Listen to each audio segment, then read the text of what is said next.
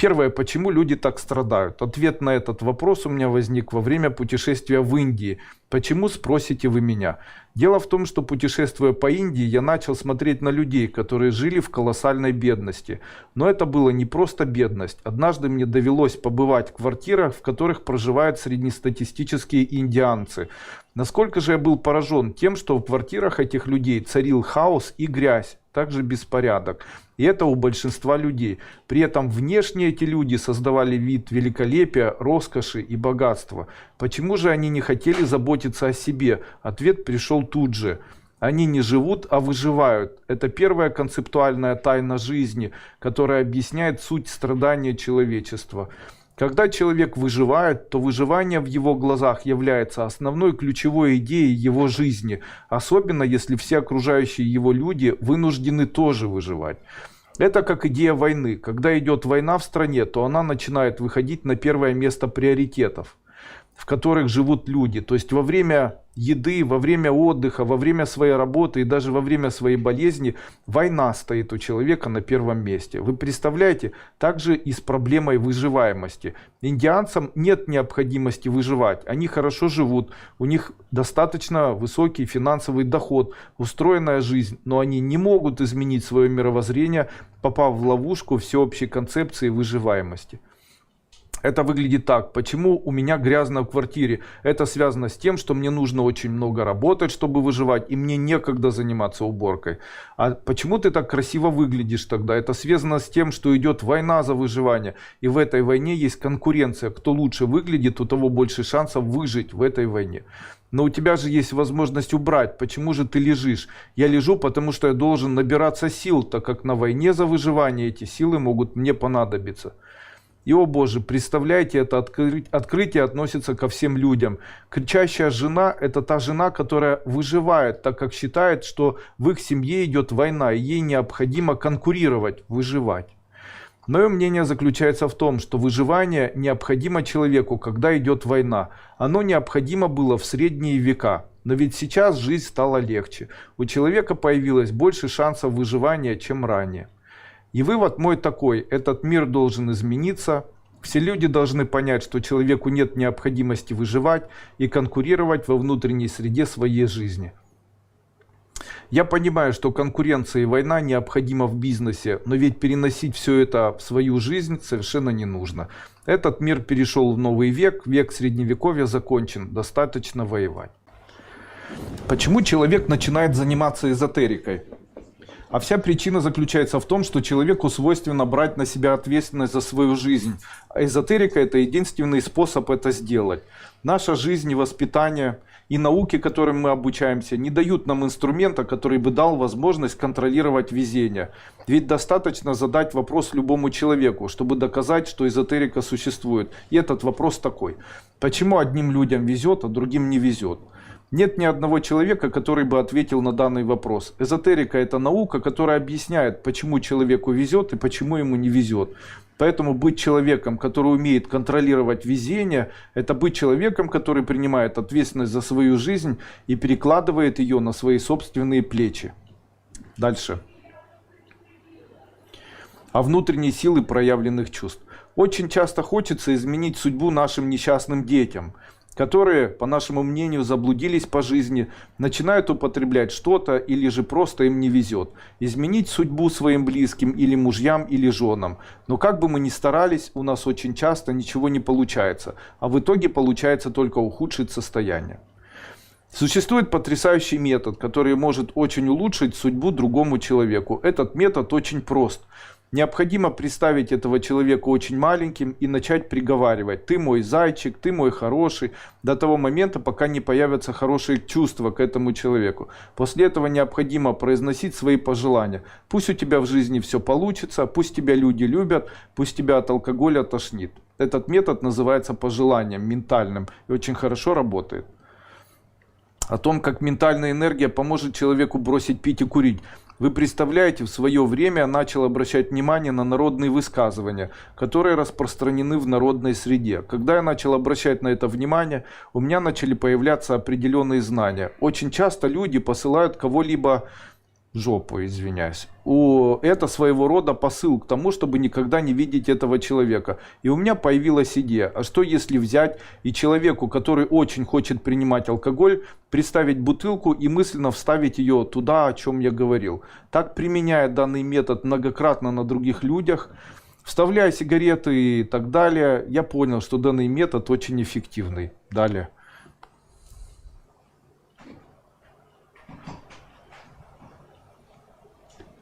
Почему у человека с утра не хватает энергии? Утром человек ощущает энергию в тот момент, когда у него появляется желание, ради чего или ради кого ему жить. Кому он должен отдать свою любовь, кому он может отдать свое время и свою энергию. Как я и говорил ранее, в случае, если энергия никому не отдается, то у человека появляется переизбыток энергии. Если в течение дня стараться что-нибудь для кого-нибудь делать, то сразу же начинается подниматься психическая энергия. Вот почему я очень часто стараюсь что-либо для кого-либо делать. Так появляются бесплатные видео в YouTube, так происходят бесплатные трансляции. Я стараюсь быть полезным обществу. Почему женщинам не нравятся мужчины и почему нет ухажеров? Очень часто мы видим красивых женщин, на которых мужчины совершенно не обращают никакого внимания. Есть небольшая тайна в эзотерике. В эзотерике на что тратится большое количество энергии, то и ценится. Давайте рассмотрим вопрос зарабатывания денег. Человек на протяжении 7 часов каждый день работает, после чего получает за это в конце месяца денежное вознаграждение в виде заработной платы. Таким образом, можно сказать, что деньги являются эквивалентом потраченной на их зарабатывание жизни человека. Именно поэтому, если начать тратить время или деньги на красоту, то красота такая начинает становиться энергетически дорогой. Именно поэтому, чтобы увеличить стоимость женской красоты, необходимо на нее тратить свое время и свои деньги. Можно просто тратить время на расчесывание волос или смазывание тела кремами. Это все будет увеличивать стоимость красоты женщины. О 2 стаканах, чувствах и мечтах. В этой статье речь пойдет о том, как ответить на вопрос, почему у одних влюбленных плохие мужья, а у других хорошие мужья. Но для начала давайте рассмотрим сам процесс привлечения любимых людей. Это очень похоже на 2 стакана. Если один стакан пустой, то в него можно налить воды, но если он полный, то воды налить нельзя. Так и с любовью. Если один человек мечтает, чтобы появился человек, которому он будет помогать и служить, то в противоположности этому в его жизни должен появиться человек, которому необходима помощь. Если человек, который хочет кого-либо использовать. Так женщина часто мечтает о мужчине, которому она будет служить. То есть символистически это обозначает полный стакан. Пустым чувством должно быть чувство наоборот. То есть должен появиться мужчина, который мечтает о том, что в его жизни появится женщина, которая будет для него как прислуга. Так если женщина будет мечтать о богатом, то в ее случае появится бедный. Мечтает рожать детей, появится тот, кто этого категорически боится. Но вот если мечтать о том, как вы будете тратить чужие деньги, у вас появится тот, кто мечтает о том, чтобы его деньги кто-то тратил. Поэтому вывод такой: лучше не мечтать. И если мечтать, то наоборот. Любовь и использование. Отношения мужчин и женщин устроены по принципу пустого и полного стакана. Именно поэтому, если женщина мечтает найти мужчину богатого, то у нее есть желание отдавать энергию, так как она переполнена энергией любви. А в противовес этому мужчина должен быть опустошенным от любви, так мужчина будет бедным. Из этого вывод, что если вы мечтаете о том, что вы хотите найти мужчину, которому вы потратите деньги, то найдете богатого мужчину, но жадненького, не желающего не понял, что я там написал, и желающего отдавать. Так реализовывается концепция, где один человек любит и хочет отдавать любовь в виде поступков, а другой использует, принимая поступки, которые делаются ради него. Наши программы и как мы в них попали. У меня была женщина, которая говорила: ах, Андрей Андреевич, я от всего поправляюсь, даже от воздуха. И действительно, она была очень полна. Я могу даже предположить, что если бы она начала заниматься дыхательными практиками, то она действительно бы начала поправляться. И у меня появилась идея: если человек действительно так зависим от своих программ, то почему бы эти программы не использовать в собственных корыстных целях? Так я начал говорить: ну надо же, у меня все наоборот. Как только хочу похудеть, начинаю много есть. И всегда переедаю на 200 грамм, худею на 200 грамм. Теперь спустя много лет или время я могу сказать, что это самый простой метод, при помощи которого можно легально сбросить лишний вес. Просто огромное количество людей использовали мой парадоксальный метод, поверив в свою правильно поставленную программу. Вернемся к примеру, который у меня указан в начале данной статьи. Так, женщине необходимо произносить программу «даже от воздуха худею» вместо «даже от воздуха поправляюсь». Как программы забирают энергию человека. Очень часто мы о чем-то думаем и о чем-то мечтаем. Это в свою очередь создает у нас выделение энергии ментальной, которая как реактор создает движение энергии в пространстве для осуществления нашей мечты или задачи. А теперь вместе давайте посчитаем, сколько мы в течение дня ставим таких программ. Это все забирает нашу физическую энергию. Именно поэтому у нас очень часто не хватает энергии физической. Мы начинаем плохо себя чувствовать и очень быстро начинаем уставать. А для того, чтобы этого не происходило, необходимо контролировать свои мечты и контролировать свои задачи. Самые энергетически угнетающие программы – это программы с пожеланием другому человеку чего-либо. Такая программа призывается к человеку и подпитывает его энергетикой. Очень часто не может просто так остановиться и продолжает в дальнейшем вытягивать нашу энергию и в дальнейшем даже без нашего желания. Также воспоминания с желанием вспомнить поточнее то, что было. Это тоже программа, которая забирает вашу жизненную энергию. Это тоже очень плохо. То есть по-другому не стоит воспоминания опускать в вашу жизнь, так как воспоминания, которые недоделаны, они тоже тратят вашу энергию. И за счет этого ваши программы, ваши мечты, которые вы не реализовываете, это то, что забирает у вас физическую энергию и забирает у вас время и вашу жизнь. Дешевые продукты приравнивают людей. Есть ряд продуктов питания, которые являются популярными среди людей низших слоев. Такие продукты очень снижают и объединяют людей в один энергетический эгрегор. Среди таких продуктов питания жареные семечки, пиво, сосиски, вермишель, пельмени, полуфабрикаты. Практически все дешевые продукты и полуфабрикаты. Но продукты, которые готовятся в виде блюда, делают эти блюда автоматически дорогими.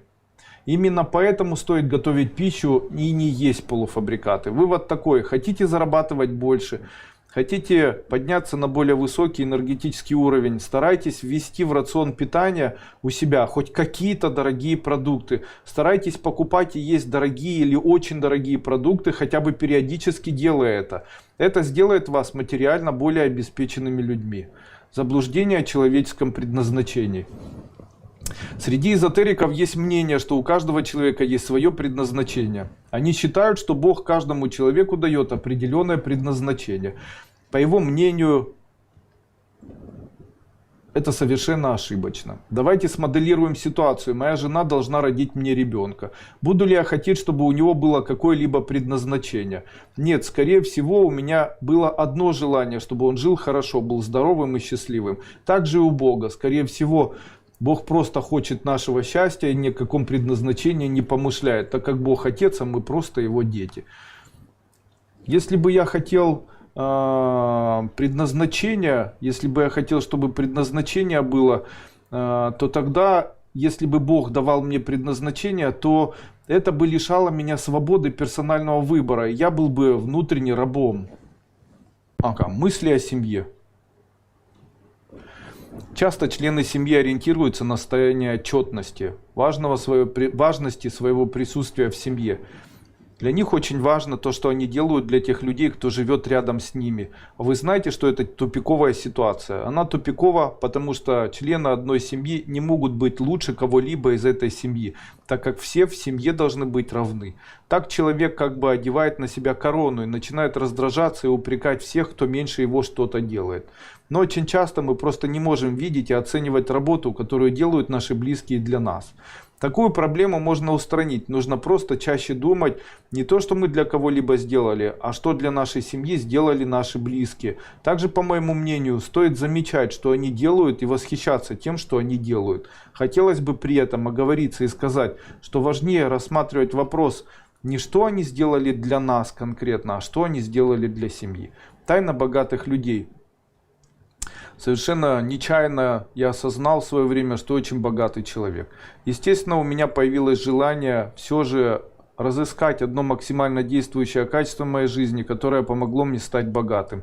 Да, действительно, такое качество есть. Меня всегда интересовала работа, которую я делаю как элемент творчества. Все, что я делаю творчески. И меня никогда не интересовали особо деньги. Творчество всегда было превыше всего. Я думаю, что именно это качество сделало меня достаточно богатым человеком. Бог и человек – элементы различия.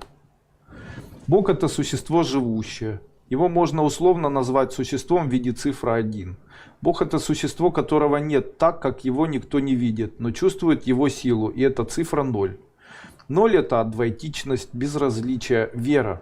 Человеческое существо очень похоже на кубик Рубика. Внутренний каркас, к которому крепятся его знания, которые сформированы другими людьми. Но для того, чтобы у человека появилась возможность духовного роста или духовного восхождения, он должен искать в себе те элементы, которые создают в нем состояние страдания, и в эти моменты перекладывать ответственность за решение этих вопросов на плечи Бога. Перекладывание этих вопросов называется упованием на божественную энергию. Бог – это великий магнит. Чем больше человек на него уповает, тем больше божественной энергии он получает для мира. Для того, чтобы Бог услышал, для этого достаточно один раз в день сказать: «Скоро у меня это будет», и в течение дня об этом не думать. Причем даже если очень сильно хочется, думать просто и отвлекаться максимально. Это является эзотерической тайной. Благословление и проклятие. Человек очень часто в своей жизни должен выбирать между добром и злом, что дает ему возможность примкнуть к одному из лагерей темных и светлых сил. Да, это странно звучит от человека, который проповедует адвайту и дуальность. Тем не менее, я хочу вас этому обучить. Вы должны знать правила. Когда мы критикуем, мы проклинаем. Когда мы хвалим, мы благословляем. Это очень отражается на нашей жизни и событиях, в ней происходящих. Не стоит ругать, критиковать и обвинять кого-либо. Не становитесь участником темных сил. Все это слова с одним корнем: хула и хвала. Старайтесь быть частью белых сил, хвалите всех за что-нибудь.